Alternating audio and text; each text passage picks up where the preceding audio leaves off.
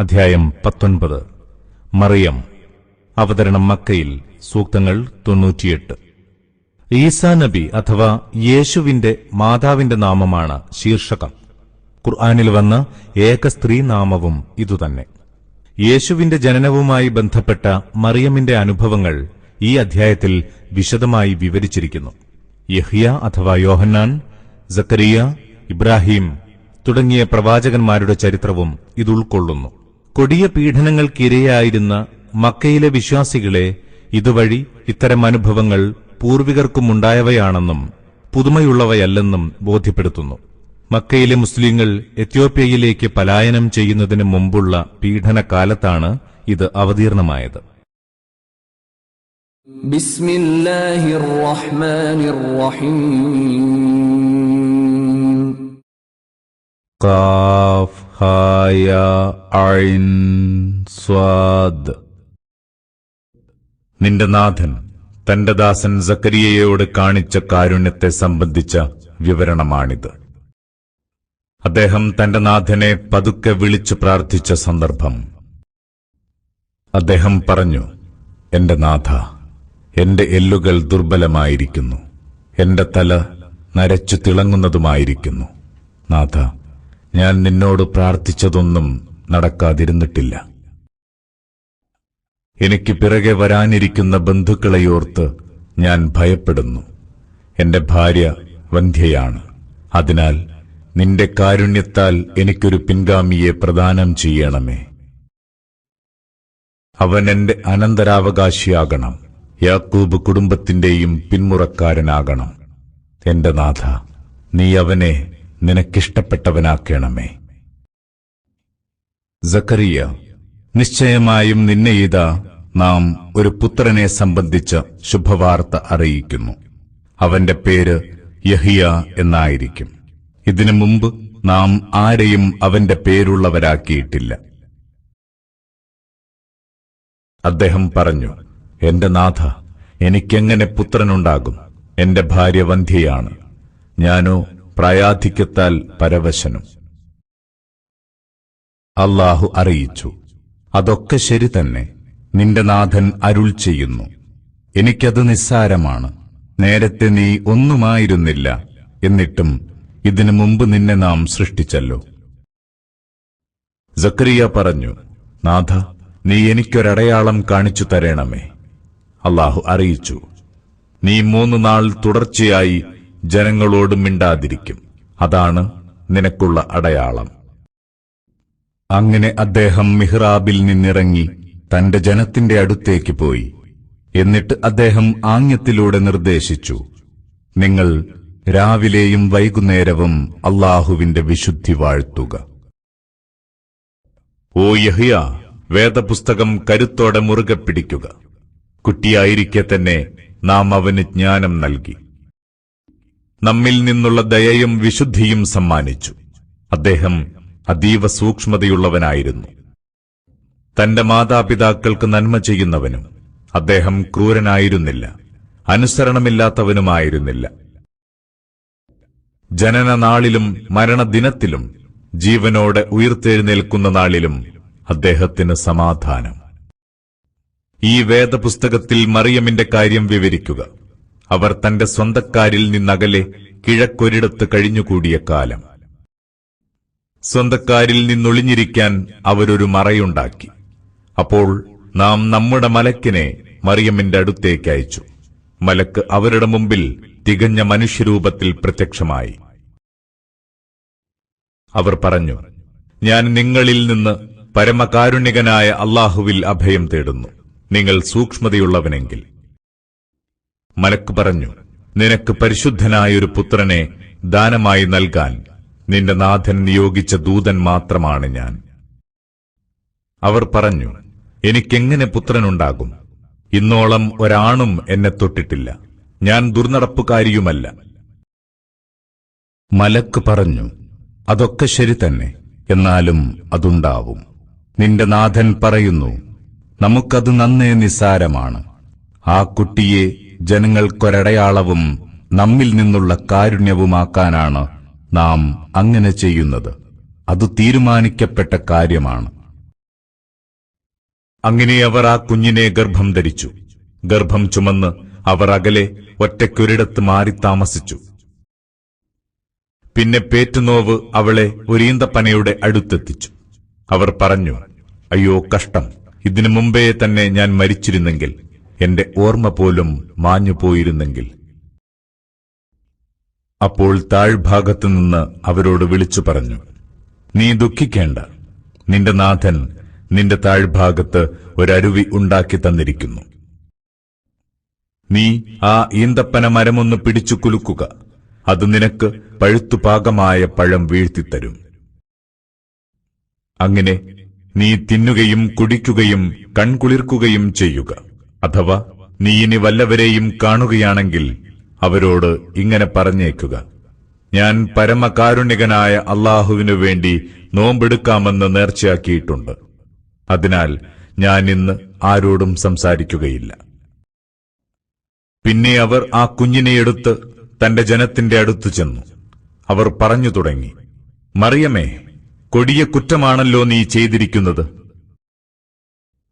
ഹാറൂന്റെ സോദരി, നിന്റെ പിതാവ് ദുർവൃത്തനായിരുന്നില്ല, നിന്റെ മാതാവ് പിഴച്ചവളുമായിരുന്നില്ല. അപ്പോൾ മറിയം തന്റെ കുഞ്ഞിനു നേരെ വിരൽ ചൂണ്ടി. അവർ ചോദിച്ചു, തൊട്ടിലിൽ കിടക്കുന്ന കുട്ടിയോട് ഞങ്ങൾ എങ്ങനെ സംസാരിക്കും? കുഞ്ഞു പറഞ്ഞു, ഞാൻ അല്ലാഹുവിന്റെ ദാസനാണ്.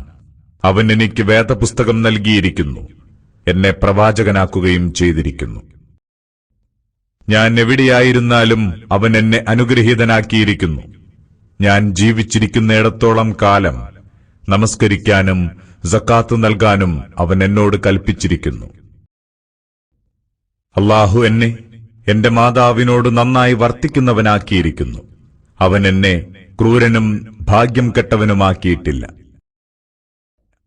എന്റെ ജനനദിനത്തിലും മരണദിവസത്തിലും ഉയിർത്തെഴുന്നേൽക്കുന്ന നാളിലും എനിക്ക് സമാധാനം.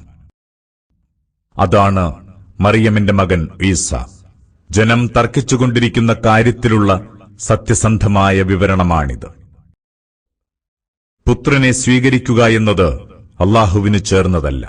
അവൻ എത്ര പരിശുദ്ധൻ! അവൻ ഒരു കാര്യം തീരുമാനിച്ചാൽ അതിനോട് ഉണ്ടാവുക എന്ന വചനമേ വേണ്ടൂ, അതോടെ അതുണ്ടാവുന്നു. ഈസ പറഞ്ഞു, സംശയമില്ല, അല്ലാഹു എന്റെയും നിങ്ങളുടെയും നാഥനാണ്. അതിനാൽ അവന് വഴിപ്പെടുക. ഇതാണ് നേർവഴി. എന്നാൽ അവർ ഭിന്നിച്ച് വിവിധ വിഭാഗങ്ങളായി. ആ ഭീകരനാളിനെ കണ്ടുമുട്ടുമ്പോൾ അതിനെ തള്ളിപ്പറഞ്ഞവർക്കെല്ലാം കടുത്ത വിപത്താണുണ്ടാവുക. അവർ നമ്മുടെ അടുത്തു വരും ദിനം അവർക്കെന്തൊരു കേൾവിയും കാഴ്ചയുമായിരിക്കും. എന്നാൽ ഇന്ന് ആ അക്രമികൾ പ്രകടമായ വഴികേടിലാണ്. തീരാ ദുഃഖത്തിന്റെ ആ ദിനത്തെപ്പറ്റി അവർക്ക് മുന്നറിയിപ്പ് നൽകുക. കാര്യം അന്തിമമായി തീരുമാനിക്കപ്പെടുന്ന ദിനമാണത്. എന്നാൽ അവർ അതേക്കുറിച്ച് തീർത്തും അശ്രദ്ധയിലാണ്. അവർ വിശ്വസിക്കുന്നുമില്ല. അവസാനം ഭൂമിയുടെയും അതിലുള്ളവരുടെയും അവകാശിയാകുന്നത് നാം തന്നെയാണ്. എല്ലാവരും തിരിച്ചെത്തുന്നതും നമ്മുടെ അടുത്തേക്കു തന്നെ. ഈ വേദപുസ്തകത്തിൽ ഇബ്രാഹീമിന്റെ കഥയും നീ വിവരിച്ചു കൊടുക്കുക.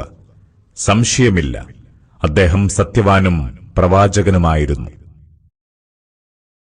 അദ്ദേഹം തന്റെ പിതാവിനോട് പറഞ്ഞ സന്ദർഭം, എന്റെ പിതാവേ, കേൾക്കാനോ കാണാനോ അങ്ങയ്ക്കെന്തെങ്കിലും ഉപകാരം ചെയ്യാനോ കഴിയാത്ത വസ്തുക്കളെ അങ്ങെന്തിനാണ് പൂജിച്ചുകൊണ്ടിരിക്കുന്നത്? എന്റെ പിതാവേ, അങ്ങയ്ക്ക് വന്നു കിട്ടിയിട്ടില്ലാത്ത അറിവ് എനിക്ക് വന്നെത്തിയിട്ടുണ്ട്. അതിനാൽ എന്നെ പിന്തുടരുക, ഞാൻ അങ്ങയ്ക്ക് നേർവഴി കാണിച്ചു തരാം. എന്റെ പിതാവേ, അങ്ങ് പിശാചിന് വഴിപ്പെടരുത്. തീർച്ചയായും പിശാച് പരമകാരുണികനായ അല്ലാഹുവെ ധിക്കരിച്ചവനാണ്. പ്രിയ പിതാവേ, പരമകാരുണികനായ അല്ലാഹുവിൽ നിന്നുള്ള വല്ല ശിക്ഷയും അങ്ങയെ ഉറപ്പായും പിടികൂടുമെന്ന് ഞാൻ ഭയപ്പെടുന്നു. അപ്പോൾ അങ്ങ് പിശാചിന്റെ ഉറ്റമിത്രമായി മാറും. അയാൾ ചോദിച്ചു, ഇബ്രാഹീമേ, നീ എന്റെ ദൈവങ്ങളെ വെറുക്കുകയാണോ? എങ്കിൽ ഉടനെ തന്നെ ഇത് അവസാനിപ്പിക്കുക. അല്ലെങ്കിൽ നിന്നെ ഞാൻ കല്ലെറിഞ്ഞാട്ടും.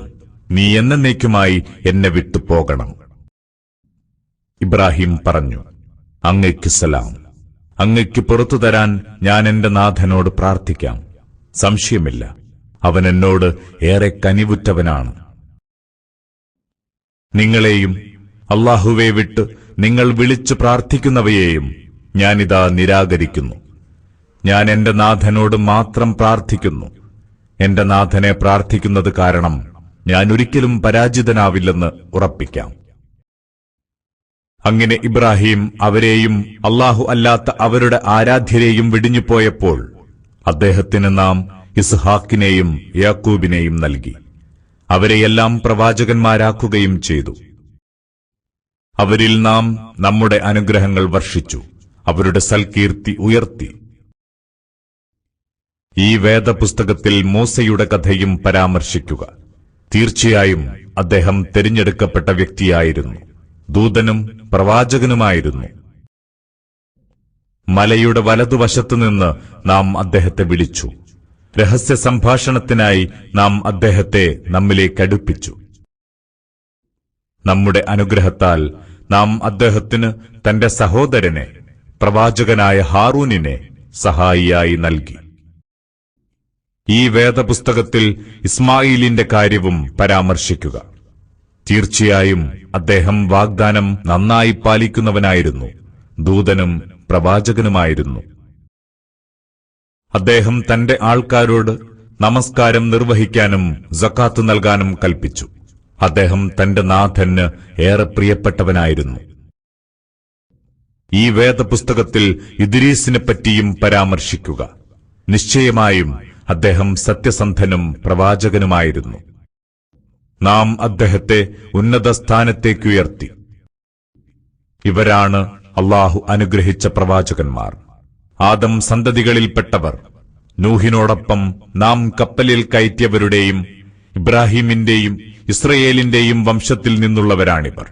നാം നേർവഴിയിൽ നയിക്കുകയും പ്രത്യേകം തെരഞ്ഞെടുക്കുകയും ചെയ്തവരിൽപ്പെട്ടവരും.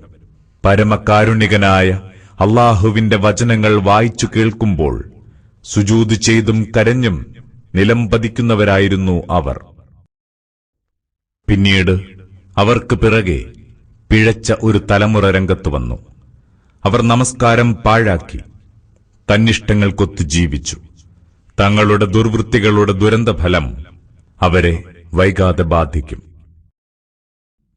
പശ്ചാത്തപിക്കുകയും സത്യവിശ്വാസം സ്വീകരിക്കുകയും സൽക്കർമ്മങ്ങൾ പ്രവർത്തിക്കുകയും ചെയ്തവരെയൊഴികെ അവർ സ്വർഗീയാരാമങ്ങളിൽ പ്രവേശിക്കും.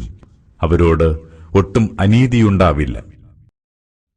അവർക്ക് സ്ഥിരവാസത്തിനുള്ള സ്വർഗീയാരാമങ്ങളുണ്ട്. പരമകാരുണികനായ അല്ലാഹു തന്റെ ദാസന്മാർക്ക് അഭൗതികമായ അറിവിലൂടെ നൽകിയ വാഗ്ദാനമാണിത്. അവന്റെ വാഗ്ദാനം നടപ്പാക്കുക തന്നെ ചെയ്യും. അവരവിടെ ഒരനാവശ്യവും കേൾക്കുകയില്ല, സമാധാനത്തിന്റെ അഭിവാദ്യമല്ലാതെ. തങ്ങളുടെ ആഹാരവിഭവങ്ങൾ രാവിലെയും വൈകുന്നേരവും മുടങ്ങാതെ അവർക്ക് കിട്ടിക്കൊണ്ടിരിക്കും. നമ്മുടെ ദാസന്മാരിലെ ഭക്തന്മാർക്ക് നാം അവകാശമായി നൽകുന്ന സ്വർഗമാണത്. നിന്റെ നാഥന്റെ കൽപ്പനയില്ലാതെ ഞങ്ങൾ ഇറങ്ങിവരാറില്ല. നമ്മുടെ മുന്നിലും പിന്നിലും അവയ്ക്കിടയിലുമുള്ളതെല്ലാം അവന്റേതാണ്. നിന്റെ നാഥനൊന്നും മറക്കുന്നവനല്ല. അവൻ ആകാശഭൂമികളുടെ സംരക്ഷകനാണ്, അവയ്ക്കിടയിലുള്ളവയുടെയും. അതിനാൽ അവന് മാത്രം വഴിപ്പെടുക. അവനെ അനുസരിച്ച് കഴിയുന്നതിൽ ക്ഷമയോടെ ഉറച്ചു നിൽക്കുക. അവനോട് പേരൊത്ത ആരെയെങ്കിലും നിനക്കറിയാമോ? മനുഷ്യൻ ചോദിക്കുന്നു, ഞാൻ മരിച്ചു കഴിഞ്ഞാൽ പിന്നെ വീണ്ടും എന്നെ ജീവനോടെ പുറത്തു കൊണ്ടുവരുമെന്നോ? മനുഷ്യൻ ഒന്നുമല്ലാതിരുന്ന അവസ്ഥയിൽ നിന്ന് നാം അവനെ സൃഷ്ടിച്ചുണ്ടാക്കിയ കാര്യം അവനൊന്നോർത്തുകൂടെ? നിന്റെ നാഥൻ തന്നെ സത്യം. തീർച്ചയായും അവരെയും പിശാചുക്കളെയും നാം ഒരുമിച്ചു കൂട്ടും. പിന്നെ നാം അവരെ മുട്ടിലെഴയുന്നവരായി നരകത്തിന് ചുറ്റും കൊണ്ടുവരും. പിന്നീട് ഓരോ വിഭാഗത്തിൽ നിന്നും പരമകാരുണികനായ അല്ലാഹുവോട് ഏറ്റവും കൂടുതൽ ധിക്കാരം കാണിച്ചവരെ നാം വേർതിരിച്ചെടുക്കും. അവരിൽ നരകത്തീയിലെരിയാൻ ഏറ്റവും അർഹർ ആരെന്ന് നമുക്ക് നന്നായി അറിയാം. നിങ്ങളിലാരും തന്നെ നരകത്തീയിനടുത്ത് എത്താതിരിക്കില്ല. നിന്റെ നാഥന്റെ ഖണ്ഡിതവും നിർബന്ധപൂർവം നടപ്പാക്കപ്പെടുന്നതുമായ തീരുമാനമാണിത്. പിന്നെ സൂക്ഷ്മത പാലിച്ചിരുന്നവരെ നാം രക്ഷപ്പെടുത്തും. അക്രമികളെ മുട്ടിലെഴയുന്നവരായി നരകത്തീയിൽ ഉപേക്ഷിക്കുകയും ചെയ്യും. നമ്മുടെ സുവ്യക്തമായ വചനങ്ങൾ ഈ ജനത്തെ വായിച്ചു കേൾപ്പിക്കും. അപ്പോൾ സത്യനിഷേധികൾ സത്യവിശ്വാസികളോട് ചോദിക്കുന്നു, അല്ല, പറയൂ, നാം ഇരുകൂട്ടരിൽ ആരാണ് ഉയർന്ന പദവിയുള്ളവർ? ആരുടെ സംഘമാണ് ഏറെ ഗംഭീരം? എന്നാൽ സാധന സാമഗ്രികളിലും ബാഹ്യപ്രതാപത്തിലും ഇവരെക്കാളേറെ മികച്ച എത്രയെത്ര തലമുറകളെയാണ് നാം ഇവർക്ക് മുമ്പേ നശിപ്പിച്ചിട്ടുള്ളത്. പറയുക, ദുർമാർഗികളെ പരമകാരുണികനായ അല്ലാഹു നീട്ടിക്കൊണ്ടുപോകും. അങ്ങനെ അവരോട് വാഗ്ദാനം ചെയ്യുന്ന കാര്യം, അഥവാ ഒന്നുകിൽ ദൈവശിക്ഷ അല്ലെങ്കിൽ അന്ത്യദിനം, നേരിൽ കാണുമ്പോൾ അവരറിയുക തന്നെ ചെയ്യും ആരാണ് മോശമായ അവസ്ഥയിലുള്ളതെന്ന്, ആരുടെ സൈന്യമാണ് ദുർബലമെന്നും. നേർവഴി സ്വീകരിച്ചവർക്ക് അല്ലാഹു സന്മാർഗനിഷ്ഠ വർദ്ധിപ്പിച്ചു കൊടുക്കുന്നു. നശിക്കാതെ ബാക്കി നിൽക്കുന്ന സൽക്കർമ്മങ്ങൾക്കാണ് നിന്റെ നാഥന്റെ അടുത്ത് ഉത്തമമായ പ്രതിഫലമുള്ളത്. മെച്ചപ്പെട്ട പരിണതിയും അവയ്ക്കു തന്നെ. നമ്മുടെ വചനങ്ങളെ നിഷേധിച്ചു തള്ളുകയും എന്നിട്ട് എനിക്കാണ് കൂടുതൽ സമ്പത്തും സന്താനങ്ങളും നൽകപ്പെടുകയെന്ന് വീമ്പ് പറയുകയും ചെയ്യുന്നവനെ നീ കണ്ടിട്ടുണ്ടോ? അവൻ വല്ല അഭൗതിക കാര്യവും കണ്ടറിഞ്ഞിട്ടുണ്ടോ? അല്ലെങ്കിൽ പരമകാരുണ്യകനായ അല്ലാഹുവിൽ നിന്ന് വല്ല കരാറും അവൻ വാങ്ങിയിട്ടുണ്ടോ? ഒരിക്കലുമില്ല. അവൻ പറയുന്നതൊക്കെ നാം രേഖപ്പെടുത്തുന്നുണ്ട്. അവന് നാം ശിക്ഷയുടെ കാഠിന്യം വർദ്ധിപ്പിക്കുക തന്നെ ചെയ്യും. അവൻ തന്റേതായി എടുത്തു പറയുന്ന സാധന സാമഗ്രികളെല്ലാം നമ്മുടെ വരുതിയിലായിത്തീരും. പിന്നെ അവൻ ഏകനായി നമ്മുടെ അടുത്തുവരും. അവർ അല്ലാഹുവെ വിട്ട് നിരവധി ദൈവങ്ങളെ സങ്കൽപ്പിച്ചു വച്ചിരിക്കുന്നു. അവ തങ്ങൾക്ക് താങ്ങായിത്തീരുമെന്ന് കരുതിയാണത്. എന്നാൽ അവയെല്ലാം ഇക്കൂട്ടരുടെ ആരാധനയെ തള്ളിപ്പറയും. ആ ആരാധ്യർ ഇവരുടെ വിരോധികളായിത്തീരുകയും ചെയ്യും. നാം സത്യനിഷേധികളുടെ ഇടയിലേക്ക് പിശാചുക്കളെ വിട്ടയച്ചത് നീ കണ്ടിട്ടില്ലേ? ആ പിശാചുക്കൾ അവരെ വളരെയേറെ ഉത്തേജിപ്പിച്ചുകൊണ്ടിരിക്കുന്നു. അതിനാൽ അവരുടെ കാര്യത്തിൽ നീ ധൃതി കാണിക്കേണ്ട. നാം അവരുടെ നാളുകൾ എണ്ണിക്കൊണ്ടിരിക്കുകയാണ്. സൂക്ഷ്മത പാലിച്ചവരെ പരമകാരുണികനായ അല്ലാഹുവിന്റെ അടുത്ത് ഒരുമിച്ച് കൂട്ടുന്ന ദിനം. അന്ന് ദാഹാർത്തരായ കുറ്റവാളികളെ നരകത്തീയിലേക്ക് നാം തെളിച്ചുകൊണ്ടുപോകും. അന്ന് ആർക്കും ശുപാർശയ്ക്കധികാരമില്ല, പരമകാരുണികനായ അല്ലാഹുവുമായി കരാറുണ്ടാക്കിയവർക്കൊഴികെ. പരമകാരുണികനായ അല്ലാഹു പുത്രനെ സ്വീകരിച്ചിരിക്കുന്നുവെന്ന് അവർ പറഞ്ഞുണ്ടാക്കിയിരിക്കുന്നു. ഏറെ ഗുരുതരമായ കാര്യമാണ് നിങ്ങൾ ആരോപിച്ചിരിക്കുന്നത്. ആകാശങ്ങൾ പൊട്ടിപ്പിളരാനും ഭൂമി വിണ്ടുകീറാനും പർവ്വതങ്ങൾ തകർന്നു വീഴാനും പോന്ന കാര്യം. പരമകാരുണികനായ അല്ലാഹുവിന് പുത്രനുണ്ടെന്ന് അവർ വാദിച്ചല്ലോ. ആരെയെങ്കിലും പുത്രനായി സ്വീകരിക്കുക എന്നത് പരമകാരുണികനായ അല്ലാഹുവിന് ചേർന്നതല്ല. ആകാശഭൂമികളിലുള്ളവരെല്ലാം ആ പരമകാരുണികന്റെ മുന്നിൽ കേവലം ദാസന്മാരായി വന്നെത്തുന്നവരാണ്. തീർച്ചയായും അവൻ അവരെ തിട്ടപ്പെടുത്തിയിട്ടുണ്ട്, എണ്ണിക്കണക്കാക്കുകയും ചെയ്തിരിക്കുന്നു. ഉയിർത്തെഴുന്നേൽപ്പ് നാളിൽ അവരെല്ലാം ഒറ്റയ്ക്കൊറ്റയ്ക്ക് അവന്റെ അടുത്തു വന്നെത്തും. സത്യവിശ്വാസം സ്വീകരിക്കുകയും സൽക്കർമ്മങ്ങൾ പ്രവർത്തിക്കുകയും ചെയ്തവർക്ക് പരമകാരുണികനായ അല്ലാഹു സ്നേഹവിരുന്നൊരുക്കും. നാം ഈ വചനങ്ങളെ നിന്റെ ഭാഷയിൽ വളരെ ലളിതവും സരളവുമാക്കിയിരിക്കുന്നു. നീ സൂക്ഷ്മത പാലിക്കുന്നവരെ ശുഭവാർത്ത അറിയിക്കാനാണിത്, കുതർക്കികളായ ജനത്തെ താക്കീത് ചെയ്യാനും. ഇവർക്ക് മുമ്പ് എത്ര തലമുറകളെ നാം നശിപ്പിച്ചു, എന്നിട്ട് അവരിൽ ആരെയെങ്കിലും നീ ഇപ്പോൾ കാണുന്നുണ്ടോ? അല്ലെങ്കിൽ അവരുടെ നേർത്ത ശബ്ദമെങ്കിലും കേൾക്കുന്നുണ്ടോ?